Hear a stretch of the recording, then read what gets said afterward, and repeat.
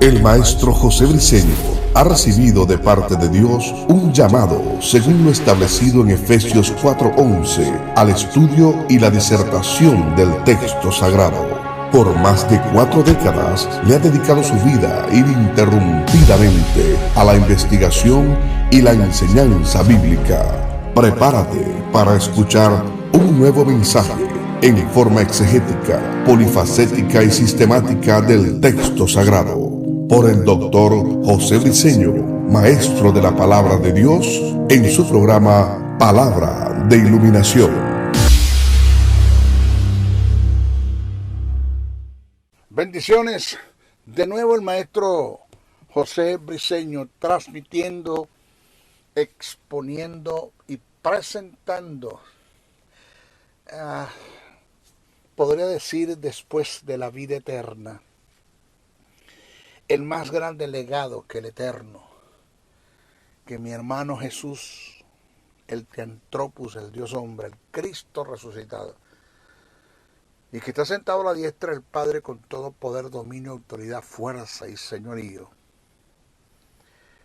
Y el Espíritu Eterno, mi amado Consolador, el Paracleto, quien me enseña, quien me guía, quien me instruye, quien me corrige.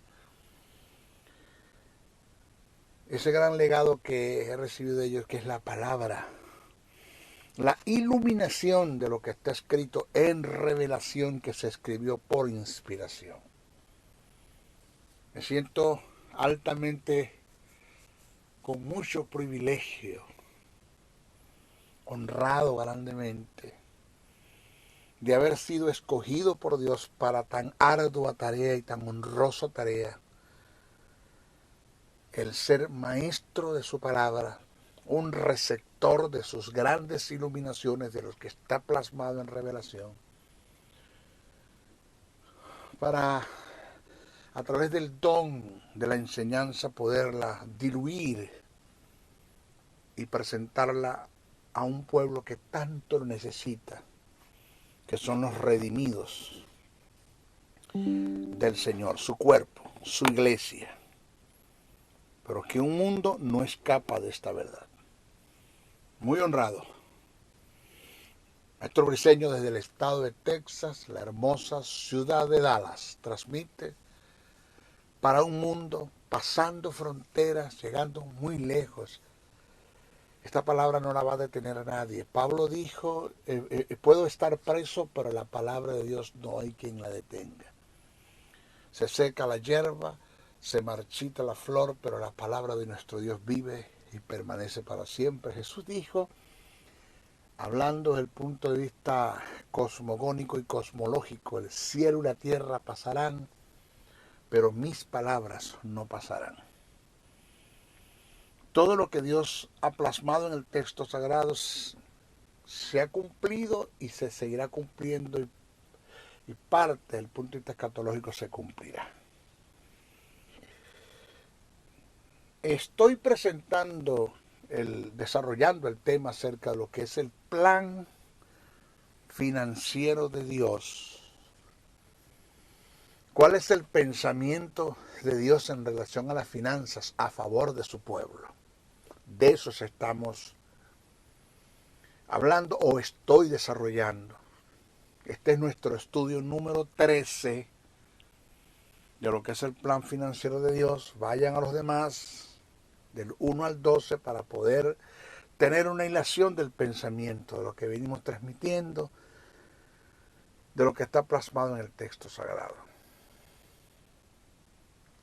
Quinto principio de reino en relación al plan financiero de Dios. De no cumplirse estos principios, hablando vulgarmente, no obscenamente, vulgarmente, usted no va para el baile. Usted es una persona, usted es hijo de Dios, seguirá siendo hijo de Dios, la relación no se pierde. Usted sigue teniendo justicia, sigue teniendo vida, tiene al Espíritu, se sigue congregando.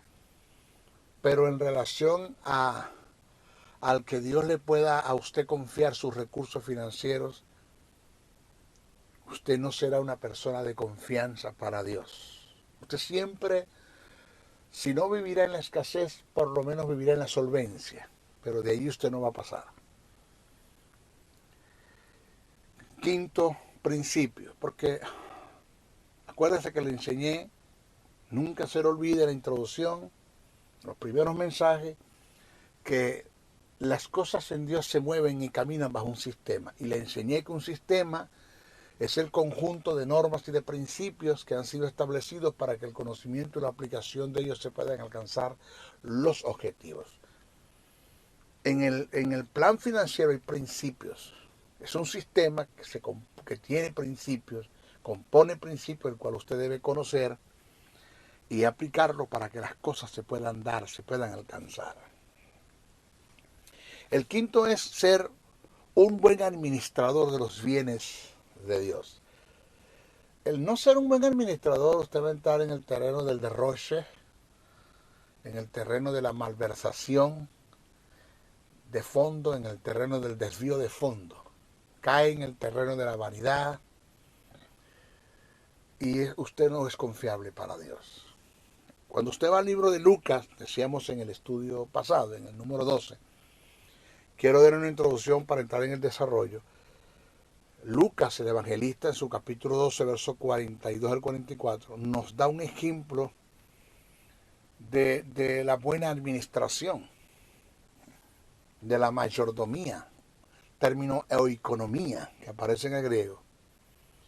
Y el texto dice, cito, y dijo el Señor, ¿quién es el mayordomo fiel y prudente, el cual su Señor pondrá sobre su casa? Observe el término casa, eso usted no se le puede olvidar, casa, para que a su tiempo le dé su ración, o sea, para que administre, para que haga una buena administración en el tiempo que se le dio.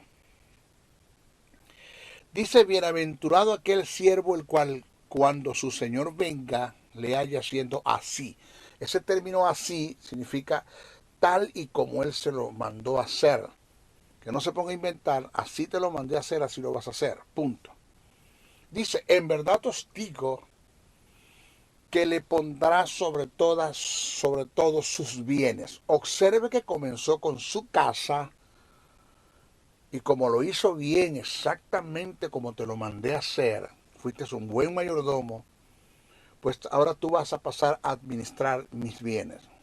Oiga usted, presente en el texto que acabamos de leer, que hay un ascenso y un promover. El ascenso tiene que ver con niveles de autoridad y el promover tiene que ver con expansión. Eso hasta dónde Dios te puede llevar. Pero todo depende del que seas un buen administrador. Mire, el administrar es el arte de gobernar, dirigir, gerenciar, cuidar. Y la buena administración trae como resultado la economía, que ese término economía indica reservar, mantener, guardar, propiamente economizar. Entonces, el no ser un buen administrador de los bienes de Dios hace que entremos en la malversación o en desvío de fondo, lo cual es aborrecido por Dios. Dios aborrece la malversación o el desvío de fondo. El término administrador viene del griego oikonomía, que la mejor traducción en el español es mayordomo. En primera carta a Corintios, el capítulo 4, verso 2 dice, cito, primera carta a Corintios, capítulo 4, verso 2. Oiga lo que expresa el principio del reino que está allí. Un principio matademonio, una cosa, pero para esta atención, lo hemos leído muchas veces, pero muy pocos lo han caminado, se han ajustado a lo que está aquí escrito en lo que podemos llamar en el manual de instrucción, texto sagrado, la Biblia. Dice, ahora bien, se requiere de los administradores, es decir, mayordomos, que cada uno sea hallado fiel. Ahí está, principio de reino, la fidelidad. Si usted va a Tito, capítulo 1, verso 7, dice, cito, porque es necesario, ese término necesario del griego es un principio sine qua non. Ese es un principio que usted no puede alterar. Usted no lo altere porque no le va a funcionar las cosas. Dice, porque es necesario que el obispo, el término obispo es cualquiera de los 5 ministerios, apóstol, profeta, evangelista, pastor o maestro, cualquiera de los 5 ministerios. Porque es necesario que el obispo sea irreprensible. ¿Que sea qué? Irreprensible como administrador de Dios. Mayordomo. Oye, le voy a dar las propiedades de un mayordomo desde el punto de vista teológico. Mayordomo es aquel que administra y cuida posesiones que no son de su propiedad. Por eso que cuando nosotros no tenemos un principio de mayordomía, sino que nos creemos dueños de las cosas, pues ya estamos totalmente descalificados para, para recibir de Dios sus recursos financieros. Estamos totalmente descalificados porque el día que Dios nos entregue el dinero, que es para invertir en su reino y para la implantación de su reino, y nosotros nos hacemos dueños del dinero, y no entendemos que eso le pertenece a Dios, que solo somos mayordomos, pues estamos totalmente descalificados. Entonces, un mayordomo es aquel que administra y cuida posesiones que no son de su propiedad, recursos que le fueron confiados para cumplir los propósitos de su amo. El dueño de los bienes puede depender de un mayordomo consciente que conoce la responsabilidad que conlleva la mayordomía. Para el amo, oígase este principio de reino, para el amo, el señor, el dueño de los bienes, la calidad de su mayordomía es más importante que la cantidad de bienes que se le confía. Por esta razón, Dios, como el amo de los bienes del reino, está más interesado en el carácter y los motivos del mayordomo que en los bienes que se le entrega para administrar. Porque de esto depende su fidelidad. O sea que nuestro carácter como mayordomo es lo que determina cuán útiles podemos ser en las cosas que se nos han sido confiadas y la responsabilidad que asumamos ante los bienes que se nos entregan. O sea que un carácter adecuado y bien formado en línea con la responsabilidad está estrictamente relacionado con el ser útil y ser fiel a su Señor. Entonces, cuando un creyente, cuando un hijo de Dios tiene el carácter ajustado a la responsabilidad, que nada más y nada menos, señores, cuando hablamos de la responsabilidad estamos hablando de aquello que conlleva una seriedad, respeto, consideración, esfuerzo, abstinencia, compromiso, dedicación, constancia, abnegación, entre otras cosas. Siempre en su mayordomía será aprobado por Dios. Por ende, por lógica, por resultado, seguirá recibiendo de Él sus recursos sin medida, sintiéndose Dios orgulloso de su mayordomía, escuchando los elogios de su Señor cuando le diga, bien, buen siervo y fiel, sobre poco has sido fiel, sobre mucho te pondré. ¿Para quién son esas palabras? Para todo aquel tipo de personas que aprenden a tener un carácter de mayordomo. Ahora, hay 6 cosas que un mayordomo, 6, en el estudio pasado dije 4, no son 6 cosas que un mayordomo debe administrar con excelencia antes de recibir los recursos de Dios. Oído, esto no es un chasquido de dedos. Esto no es un abrir y cerrar de ojos, esto no es esto no es soplar y hacer botella, decimos en mi país. Esto no es soplar y hacer botella. La formación de un carácter de mayordomía o formar un hombre para que tenga un carácter de mayordomía no es nada fácil, no es un suceso, es un proceso. Es un proceso, es algo que se da, pero bajo un proceso que es continuo. eh, Vamos avanzando paso a paso, poco a poco, pero que no se da de la noche a la mañana. Por eso es importante conocer estos principios. Esto no es cuestión de tirarte de rodillas y pedirle a Dios dinero e inmediatamente Dios te va a enviar el dinero. No, esto se lleva tiempo. Para que José saliese de la cárcel, del foso de donde lo tiraron los hermanos, de aquel pozo, de aquel hoyo, sacarlo desde la cárcel y llevarlo al palacio, eso tuvo su tiempo, su formación. Esto no fue de la noche a la mañana. Entonces, oiga bien y preste atención.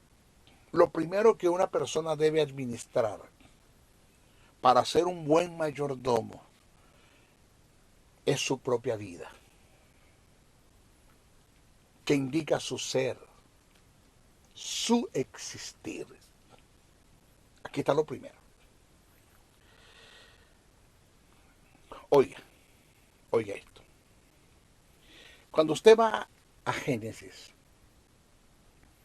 el capítulo 2, verso 15 al 17, aparece este principio de reino que es para toda la vida. Después que el Eterno le confió al hombre la administración del huerto y las propiedades que habían en él, le dijo encarecidamente que guardara su vida. De esto dependía la administración del Edén y de todas las cosas. Oiga, oiga, el dominio propio de una persona es la virtud más grande que tiene para dominar y administrar las demás cosas. El dominio propio es la fuerza de la voluntad que un ser tiene para tomar decisiones sabias y dar pasos firmes y concretos, evitando así que la vida se le desmorone. Señores, si nosotros no tenemos dominio sobre nuestra propia vida y no sabemos administrarnos a nosotros mismos, nunca podremos administrar los recursos de Dios. Ay, nunca, nunca. Hay áreas en nuestra vida que tiene que ver con pecado. Más adelante vamos a entrar en eso. En cualquier terreno que estamos cayendo, que estamos siendo dominados, atados, estamos circunscritos, viciados, acostumbrados, y ya pecamos con premeditación y alevosía, hasta hacemos planes y proyectos para pecar, porque nos dejamos llevar de todas las concupiscencias negativas, nos dejamos llevar de eso. Y así las cosas en Dios no funcionan. Esto no es nada fácil. Esto no es nada fácil. Lo que le estoy enseñando, lo que le estoy presentando, no es nada fácil. En una vida de pecado, eh, porque si yo caigo en pecado en casos fortuitos ocasionales, por incidentes, accidentes, y me levanto y pido perdón y voy adelante, no me detengo, pues esa es una cosa. Pero cuando yo hago planes y proyectos para pecar, que peco con premeditación y alevosía, que sé que lo que estoy haciendo está mal, que no tengo respeto por lo sagrado, a mí Dios no me importa, a mí no me importa Jesús, a mí no me importa el sacrificio, los clavos, la herida, el Getsemaní, las torturas, las flagelaciones, la cruz, la ascensión al infierno. A mí no me interesa el Espíritu Santo que mora en mí, porque yo no sé qué lugar tiene Dios Padre, qué lugar tiene Dios Hijo y qué lugar tiene Dios Espíritu Santo en mi vida cuando descaradamente yo hago planes y proyectos para pecar. A mí ellos a mí no me interesan. Yo no sé qué lugar cubre, yo no sé qué lugar ocupan ellos en mi vida. ¿Qué te dice a ti que con esas actitudes tú eres una persona confiable para que Dios te entregue los recursos del reino? ¿Qué te dice a ti eso? Esto no, en las cosas en Dios, el dinero no se obtiene raspando un ticket de lotería y sacándote el primer premio o frotando la lámpara maravillosa para que te salga el genio a resolverte los problemas y al concederte los deseos, que uno de ellos es tener dinero. Y ahí lo tienes fácilmente, independientemente de la vida como la tengas. En Dios las cosas no se dan así.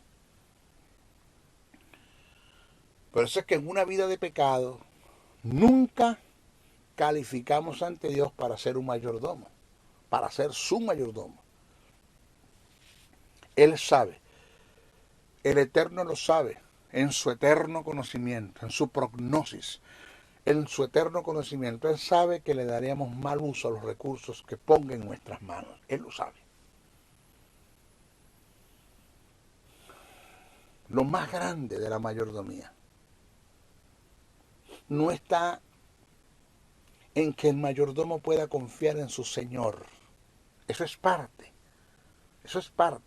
de la mayordomía, el que usted confíe en su Señor, en que usted tenga fe en Dios, eso es parte. Pero óigame, repito, lo más grande de la mayordomía no está en que el mayordomo pueda confiar en su Señor, sino que el Señor pueda confiar en su mayordomo. O sea, puedes tener toda la fe del mundo, puedes creerle a Dios, eres un Abraham en la tierra. Qué sabruto, qué. Abraham se quedó corto para ese camino de fe, ese conocimiento de fe y esa fe que tú tienes. Puedes tener toda la fe del mundo, pero si tú no eres confiable para Dios, si tú no eres una persona confiable para Dios, usted no va a ninguna parte. Hay áreas en nuestras vidas en las que todavía estamos atados por causa de pecados internos y ocultos que solo nosotros somos testigos de ellos. Usted lo sabe. 3 seres en este mundo usted no puede engañar ni a Dios, ni al diablo, ni a tu propia conciencia. Porque Dios sabe, como el diablo sabe, como tú sabes que estás mal y que tienes que cambiar. Entonces hay áreas que tenemos que liberar. Áreas en las que estamos atados todavía, circunscritos, viciados, acostumbrados. Áreas en las que tenemos, repito, que ser libres. Pero eso lo vamos a hacer somos nosotros, con el dominio propio, con la enkaratein, que es la palabra en griego que utilizó Pablo, el dominio propio, enkaratein, la fuerza de la voluntad. No le pides a Dios que te quite nada de eso, tú lo tienes que dejar, tú y yo lo tenemos que abandonar. Áreas que tenemos que liberar, renunciando a todo tipo de maldad. Y no nos engañemos, hermano. Dios no puede ser burlado, ya te lo dije. Todo lo que el hombre siembra, lo recibirá. Si siembras café, cosecharás café. Si siembras cacao, cosecharás cacao. Si andas mal internamente, todo lo que hagas te saldrá mal. Nunca tendrás el apoyo de Dios, la gracia de Dios que tanto la necesitas. La gracia de Dios que tanto lo necesita, que es aquello que te hace, caes en el favor de los hombres, en el favor de los hombres, en el favor de los que te rodean. Pero aunado a esto, pues tú y yo debemos entender. El maestro Briceño lo entendió Porque yo no te estoy dando este seminario, porque esto lo agarré, fui a Google, copié y pegué y me lo trae. Yo no, esto es producto de mi vida, de mi ser, de mi existir, de todo lo que yo he vivido, los principios que he quebrantado, los resultados negativos que he tenido, las veces que me he tenido que arrepentir. Y esto me ha llevado a escribir, a plasmar principios, a desarrollar este material para enseñarte, porque la vida se ha convertido en una gran universidad para mi vida. Porque Dios es mi más grande rector, Cristo es mi más grande decano, el Espíritu Santo es mi más grande maestro y la vida es mi más grande universidad. He aprendido. Por eso te lo digo con propiedad estas verdades. Señores, aunado a todo esto que acabo de decir, debemos entender que el pecado es como la fuerza de gravedad, que si te descuidas, te desplomas súbitamente, sin advertencia. Mire, te lo voy a decir en una forma ilustrada. Tú puedes estar 2 meses escalando una montaña. 2 meses escalando una montaña. Pero si te caes, te resbalas y te caes por uno de sus precipicios, no vas a tardar 2 meses en caer. Cae de una vez. De una vez. Así es el pecado, es como la fuerza de gravedad. El pecado degrada la vida de los hombres.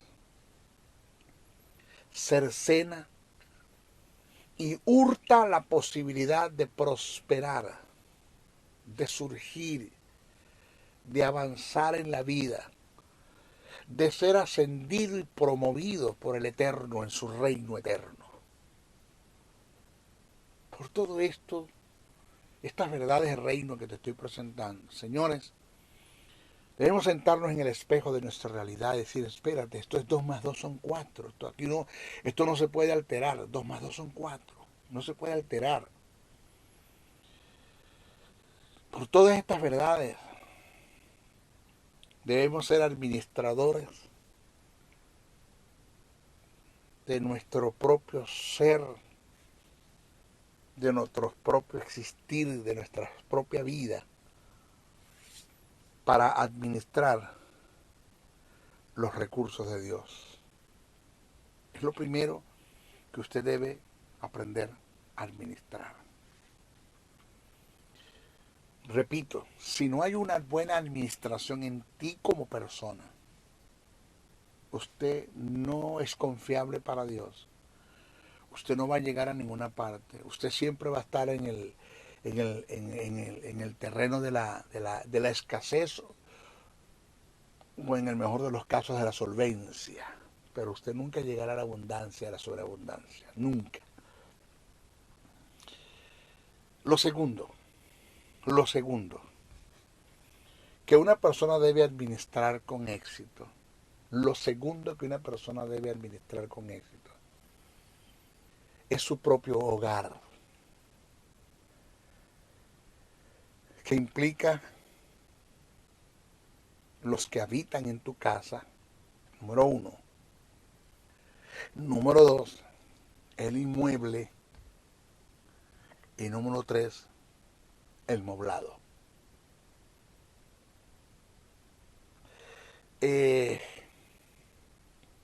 Alguien dijo en relación con el matrimonio y la ruptura de un matrimonio, porque fuimos malos administradores, dijo esta verdad, cito, nunca podrás edificar o construir absolutamente nada sobre los escombros de un hogar en ruina. En relación al principio de reino, nunca se podrá edificar o construir absolutamente nada sobre los escombros de un hogar en ruina. Mire, te lo digo con mucha propiedad. Tengo 35 años de casado. Voy para 36 años de casado. Y sé lo serio que es el pacto matrimonial. Sé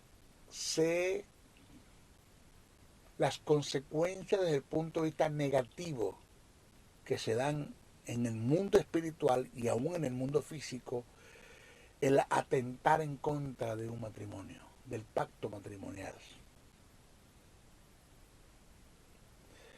Producir rupturas en la unión conyugal de parte de cualquiera de los cónyuges sin razones, solo por caprichos o por resignarse a circunstancias que pudieran ser superadas con la ayuda de Dios, aunado al esfuerzo de los cónyuges.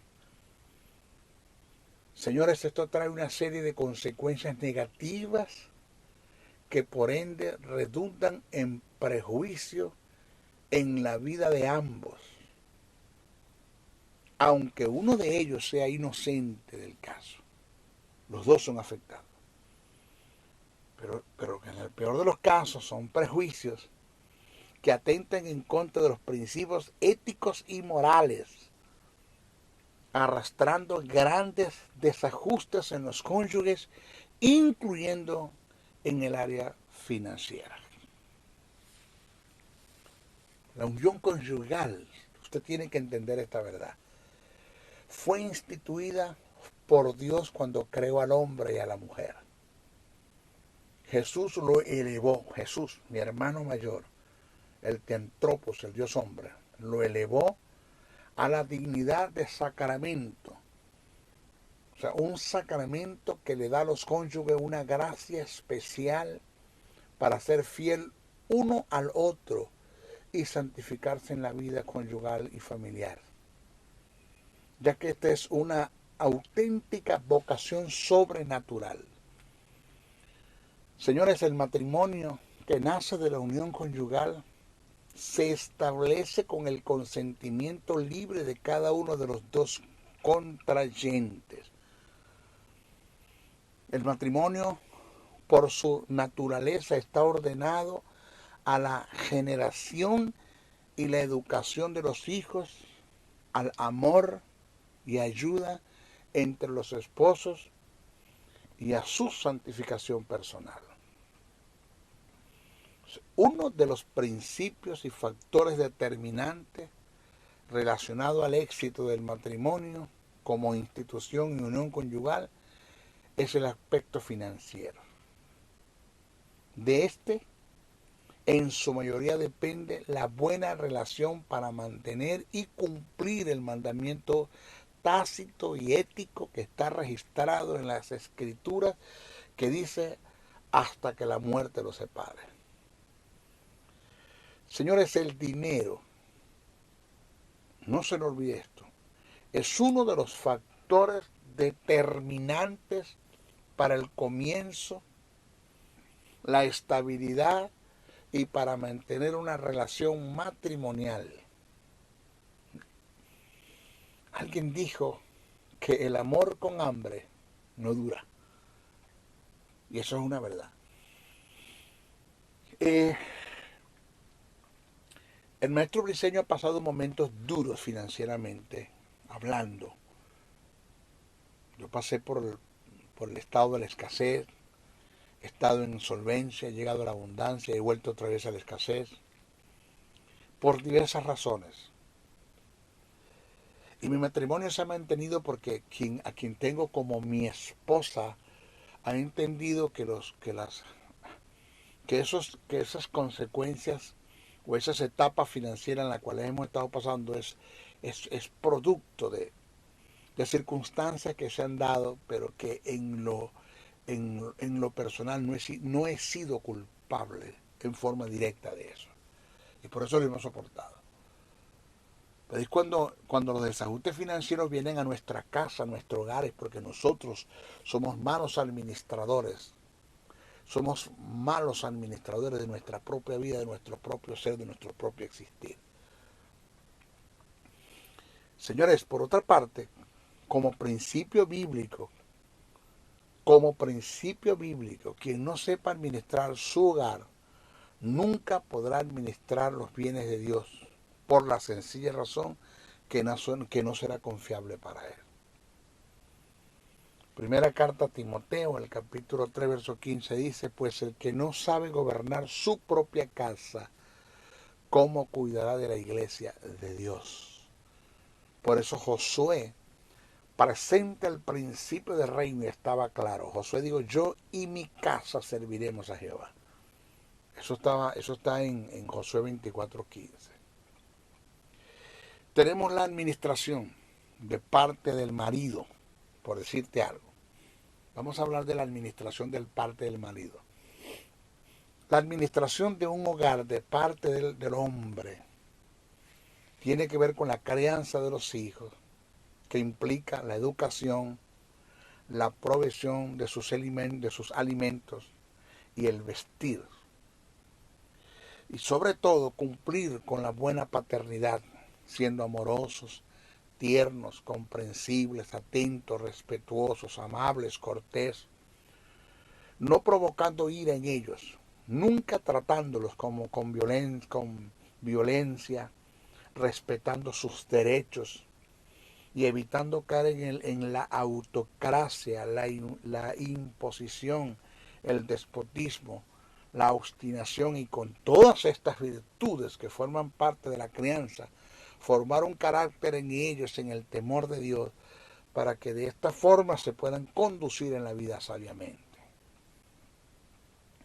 O sea que el no tener sumo cuidado en la crianza de los hijos producirá desajustes financieros, por la sencilla razón que en vez de ser productivos por la buena formación, serán elementos de derroche financieros, ya que por su mala formación serán conducidos a vivir en la delincuencia, y producto de esto pueden darse la posibilidad de que caigan en lugares tales como la cárcel, hospital, albergue de menores, entre otros, llevando a sus progenitores a desenvolver dinero, óigase, a desenvolver dinero de donde no haya, con la finalidad de cubrir las demandas financieras que se darán por las condiciones en las que se encuentran sus hijos.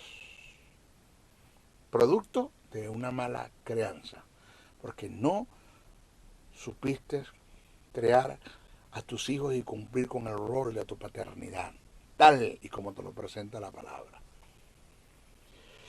La administración de un hogar en el deber del marido para con la esposa implica, ya te hablé de los hijos, vamos a ver cómo debemos tratar a nuestras esposas. El buen trato que le demos, siendo tiernos, amorosos, galantes, cortés, atentos, respetuosos, fieles, que nuestro trato sea con fragilidad, siendo benefactores y proveedores ante ellas. Búsquese primera carta a Timoteo, el capítulo 5, verso 8, y léalo para que usted se dé cuenta. Señores, una mujer con un buen trato de parte del marido siempre será productiva y buena administradora. Siempre. Eso va a aportar para nuestro estado financiero. Maestro, yo no sabía que estas cosas tienen que ver con dinero. Como usted no tiene una idea. Pedro dejó asentado un principio de reino. Su primera carta, el capítulo 3, verso 7, dice, cito, vosotros maridos igualmente vivid con ella sabiamente, dando honor a la mujer como a vaso más frágil, como a coherederas de la gracia de la vida, para que vuestras oraciones no tengan estorbo. Colosenses, el apóstol Pablo dejó escrito en el capítulo 3, verso 19, dice, maridos, amad a vuestras mujeres y no seáis ásperos con ellas. O sea, oído, la administración de un hogar de parte del marido está en el cuidado físico, en el cuidado, en la ternura, en el amor, en el cuidado, en la atención, en el ser galante, cortés, cordial, respetuoso con nuestras esposas. ¿Depende esto de nuestra finanza, maestro? Sí. Si tú eres una persona que tú no tratas a tu esposa como Cristo trata a la iglesia y cumples con ese principio, tú no eres confiable para recibir recursos financieros de parte de Dios. Así. Así. Ahora, vamos a ver la administración de un hogar de parte del marido. Está en el cuidado físico del inmueble y el moblado, evitando deterioros que le van a producir en el futuro gastos en mayor proporción que serán innecesarios. Siempre estuve y estoy pendiente de mi casa donde yo vivo, del inmueble y del moblado. Siempre estoy pendiente dándole una buena administración con tiempo para que no haya un derroche financiero en esa área. Siempre estoy cuidado, pero mucho cuidado. Si yo no sé cuidar mi casa en relación a los que viven en mi casa, a mi esposa y a mis hijos, si no sé cuidar mi casa en relación al inmueble y no sé cuidar mi casa en relación al moblado, pues yo no seré confiable para Dios, para que Dios me entregue a mí los grandes recursos financieros. Ahora, ¿dónde está la administración de parte de la esposa? Porque esto también trae desajuste financiero, cuando la esposa no se convierte en una buena administradora de su propia casa, de su propio hogar, de los que habitan en ella. En cuanto a la esposa, esta debe cuidar de guardar el rol de mujer como ayuda idónea, que indica la que engrana. Es el anillo al dedo. La mujer fue diseñada por Dios para cubrir áreas que el hombre por naturaleza jamás puede cubrir, tales como el tener cuidado en forma directa de la crianza de los hijos, en el seguimiento y la supervisión diaria y constante sobre ellos. Esto quedó establecido en las Escrituras. Usted búsquese el Tito, Pablo escribe a Tito el capítulo 2, verso 4, dice, hablando de las mujeres, que enseñen a las mujeres jóvenes a amar a sus maridos y cuidar de sus hijos. Número 2, cumplir con los quehaceres del hogar. Tito 2:5 dice, y ser prudentes, castas, cuidadosas de sus casas. Además de esto, debe ser sumisa, sujeta y obediente a su marido. Entender que después de Dios, el segundo lugar lo ocupa el esposo. Efesios el capítulo 5, verso 22 al 24 dice, las casadas estén sujetas a sus propios maridos como al Señor, porque el marido es cabeza de la mujer, así como Cristo es cabeza de la iglesia, la cual es su cuerpo y Él es su Salvador. Así que como la iglesia está sujeta a Cristo, así también las casadas estén sujetas a sus maridos. Usted se va a la primera carta de Pedro, el capítulo 3, verso 1 al 5, dice, asimismo vosotras mujeres están sujetas a vuestros maridos, para que también los que no crean en la palabra sean ganados sin palabras por las conductas de sus esposos, considerando vuestra conducta casta y respetuosa. Vuestro atavío no sea el externo de peinados ostentosos, de adornos de oro, de vestidos lujosos, sino el interno, el del corazón, en el incorruptible ornato de un espíritu afable y pasible, que es de gran estima delante de Dios, porque así también se ataviaban en otros tiempos aquellas santas mujeres que esperaban en Dios, estando sujetas a sus maridos, como Sara obedecía a Abraham llamándolo Señor. Entonces, no debe ser rencillosa ni iracunda la mujer, debe ser una mujer pacificadora. El texto en Proverbios, el capítulo 21, 19 dice, mejor es morar en tierra desierta que con la mujer rencillosa e iracunda. Señores, todo lo que acabo de presentar tiene que ver con la mayordomía en el hogar, que está bajo la responsabilidad y la supervisión mutua de los cónyuges. Principios que deben cumplir a cabalidad para poder ser mayordomos fieles ante Dios.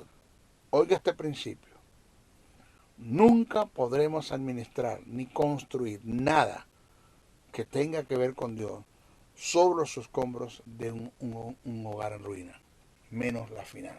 Y lo tercero que una persona debe aprender a administrar, que es lo tercero, es su salud. ¿Cómo se ve el derroche, el dinero, financieramente hablando, por no ser cuidadosos de nuestra salud? En nuestra próxima clase vamos a estar tratando este principio de reino. Se despide el maestro José Briceño hasta nuestra próxima oportunidad. No sin antes pedir uno, oren mucho por mí, muchísimo, bastante, por mi vida, por mi salud, por mi familia, por mi esposa, por mis hijos, por mi ministerio. Vienen cosas grandes, muchas cosas grandes. Segundo, compartan este mensaje, no se queden con él. Búsquense nuevos suscriptores, por favor, compartan este mensaje. Y tercero, si usted puede aportar una ofrenda para este ministerio, se lo agradecemos. Puede aportar una ofrenda para este ministerio, se lo agradecemos. Sí, este ministerio tiene sus demandas, hay cosas que cubrir y ahora más, Tenemos a un programa de radio, ya vamos a darle apertura a una escuela.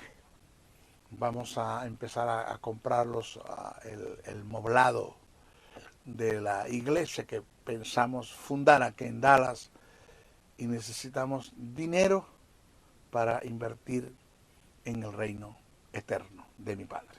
Usted puede aportar una ofrenda, hágalo, conviértase en socio financista de este ministerio, o conviértase en un agente generador de los bienes del reino eterno, que mientras usted recibe, usted da y usted sigue recibiendo de parte de Dios. Se despide el maestro José Briceño hasta nuestra próxima oportunidad. Bendiciones, bendiciones, bendiciones. El Ministerio de la Enseñanza y la Evangelización, Jesús Soberano Señor, presentó Palabra de Iluminación. Te invitamos a un nuevo espacio de corte similar por nuestros diferentes medios de comunicación. Contáctanos en los Estados Unidos al WhatsApp +01 786-604-3352 y a los correos josén77briceno@gmail.com y a maestrojosebriceno.blogspot.com. Bendiciones.